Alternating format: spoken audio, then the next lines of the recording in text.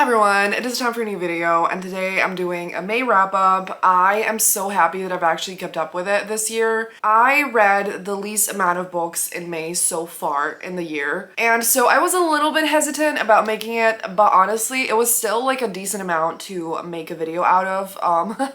It was 9 books, but 4 of these were like multiple volumes of the same graphic novel, but I actually loved every single book that I read. And so, you know, it was overall a great reading month. I was just super busy, and so that's why I couldn't read as much as normal.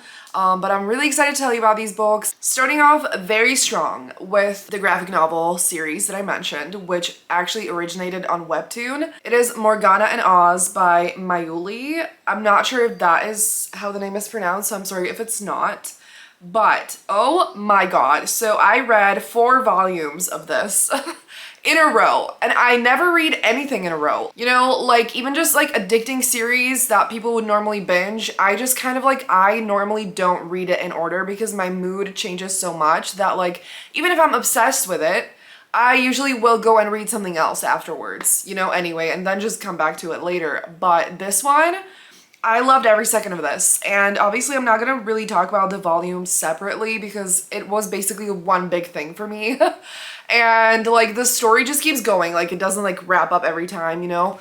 And whatever. So I obviously also don't want to spoil anything, but oh my god, you all need to read this so bad. Like I feel like last year I was kind of like in a graphic novel reading slump a little bit in the sense that like I struggled to find new graphic novels, and the few that I read didn't just, you know, connect with me that much. And I love graphic novels so much and they can be so good. And this one is absolutely one of them, like incredible. Anyway, let me talk about the plot. So it is like a paranormal series. It is like paranormal vampires, witches kind of vibes. And so the vampires and witches are enemies, of course, and there's this like witch family that invites this group of vampires for dinner, and like just, you know, they want to create more peace in between their communities, and a lot goes wrong on that day. And one of those things being that Morgana, who is kind of struggling with magic, turns a vampire into a cat accidentally. And that is like the best thing in the world. And it is absolutely iconic. So, you know, this like enemy vampire that like, you know, she's meeting for the first time, and she just kind of like runs into him. She basically like runs into him outside of her house, and, you know, does a random spell, and then suddenly this cat is in front of her and they can talk to each other. And so for obvious reasons, he kind of has to stick around until she figures out a spell to turn him back. But as I mentioned, she's not that great with magic, so it's not going to be exactly easy. And in the midst of all of that, obviously all the family drama is going on. There's some secrets and things that don't make sense that they need to figure out, and oh my god, it is iconic. And I actually did not finish it with those 4 volumes, like, and I need to go back. I need to continue on the webtoon. But this is like as far as the like physical copies have been published in like the actual graphic novels. But it does continue on webtoon, and so I will be devouring that in the near future, absolutely no doubt. The next book I read is Bound by Ali Hazelwood, and this one actually took me a second to get to and get into as well. I randomly started it a little bit, like I think last year at this point.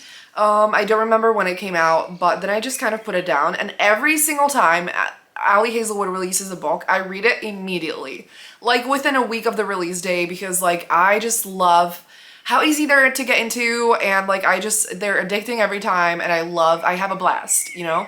But this one was a little bit complicated, and I did end up enjoying it, but I do think it is like my least favorite Ali Hazelwood book possibly. Because again, it took me a while to get into, and that is normally not a problem. I feel like it is also very difficult to describe because it's so specific, and I don't know what I should say about it to like not spoil it. But let me try. So the heroine is a con artist, and she also has a lot of knowledge of art history, and she ends up running into this professor who wants to pay her to forge this manuscript, and they have to work together, of course, and all of that. Things go on from there. And there are other aspects in this book that I feel like, you know, there's a high chance you will find out, or like you already know, based on like other descriptions and like all that kind of stuff. But I do feel like it's kind of a spoiler, so I don't want to say it. And it's also like very strange.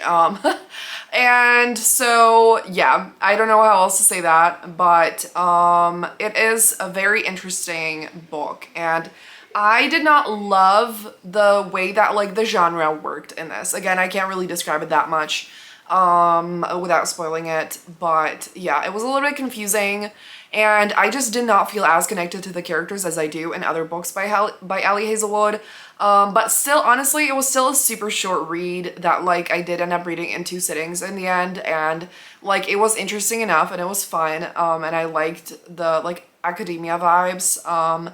So, you know, definitely did not hate it whatsoever, but it was not as great as the other books, which is fine. You know, I still will be reading the next one that is kind of like a connected book to this, I think, and coming out this summer, I'm pretty sure. So the next one I read is Margin of Error by Rachel Lacey.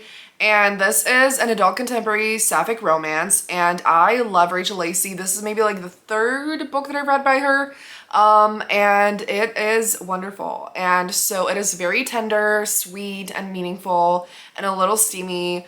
And basically the plot is a little bit interesting. We have Marin, who basically almost died in a car accident, and Charlotte witnessed that, and she did think that she died because she was a stranger to her and she just like witnessed the accident. And so this kind of like marked her a lot, and it's something that she thought about afterwards. And she basically runs into Marin 2 years later, and she's like, oh my god, like, you know, I thought you were gone, and she like left an impression on her, and she's not. And so it makes her think a lot about life in different ways. And Marin is now a professor, and she's divorced, and she's just basically trying to figure herself out. Charlotte like sells houses and stuff, and she does that for Marin, and so they have to spend more time together. They become friends, and things turn into more. It is pretty slow burn, I would say, and it is a lot about the two main characters respectively figuring out their identities and their queerness and everything. And they're also like, I think they're in their 40s or 50s. So is the theme of, you know, discovering your identity later in life and everything about it. And it is so beautiful, and it's so sweet and meaningful and wonderful, and I absolutely loved it. And yeah, you should absolutely check out Rachel Lacey's books, because I think all of them are sapphic and all of them are great that I've read so far. And all of them also, or a lot of them, are on Kindle Unlimited as ebooks and audiobooks. So if that's something that interests you also, you need to check it out for sure. Then I read another graphic novel that is, you know, has been adapted into a book from Webtoon, which is Freaking Romance by Snailords. And this one was really interesting. So this one I only read 1 volume. I did really enjoy it. It was very intriguing, very interesting. And I don't even know how I should explain that. So it's described as like a supernatural romance. The main character moves into this apartment, and she's been told that it's haunted, but she's very fascinated by that. She's into that. And then she, you know, sees this guy suddenly in the apartment who doesn't seem to see her back. And so she's very confused. She's trying to figure out what's going on. And things kind of go on from there. I don't think I'm going to say more than that. But, you know, some like supernatural elements, and the art style is really cool and cute and pretty, and it is quite unique as well. Like, it's unlike anything I've read, honestly, and I love that. So I will absolutely keep going. And I do feel like on Webtoon, very often, in a good way, honestly, since they're really long, it takes quite a while to actually, for the plot to really get moving. But I feel like it gives so much space to explore the characters deeply, and to like show parts of the story that like in other forms maybe we wouldn't get to see. And so I absolutely love that. And so, you know, if you don't read Webtoon yet, you should absolutely get on it, because there's so much on there, and so much of that is incredible. And like, I'm so happy, because I didn't read any Webtoons for literally years, I feel like, and I have been missing out, because these are incredible. The next book that I read is Happy Ending by Chloe Elise, which highly anticipated. I absolutely love her. Normally I would have bought it physically, but I just saw the audiobook and I was like, you know what? Like, I don't want to wait anymore. And so I devoured that in one sitting, honestly, or like, since it's an audiobook, probably not, but like very quickly.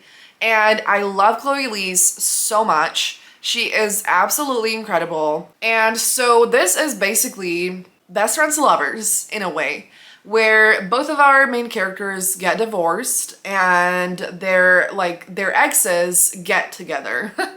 And so they kind of meet randomly because of that. And obviously it's a very weird, awkward situation. They end up faking a friendship in between them, and then they actually become super close friends. And then it obviously grows into more. And this one definitely deals a lot with healing and moving on and figuring out your life after it goes a completely different path than you expected.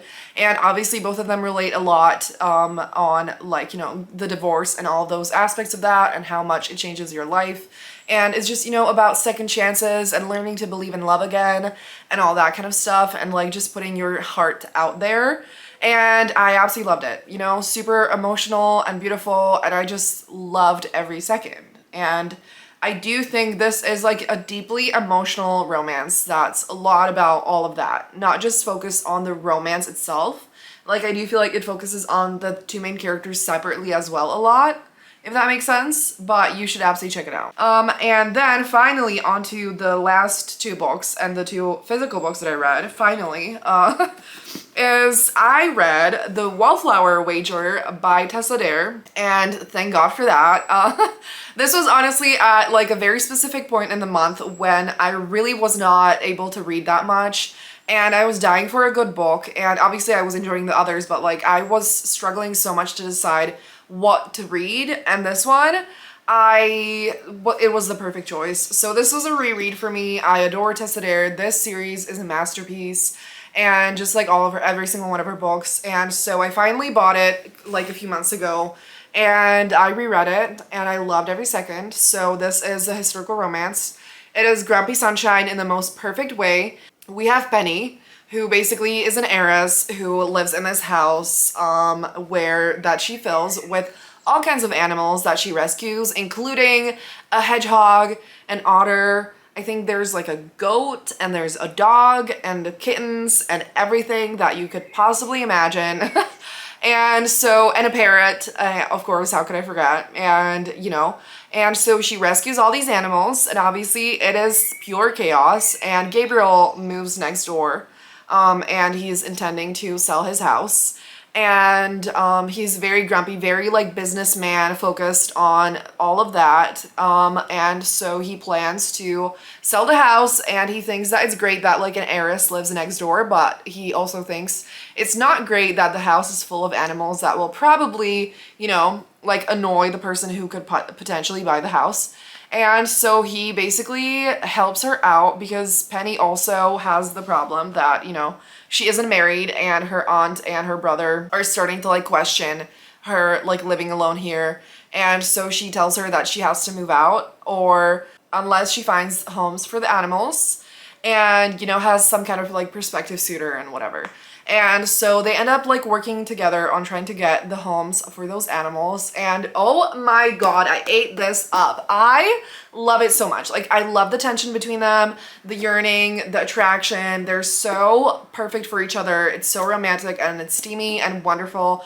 And like, you know, you're gonna want to devour every single page because it's such a page turner.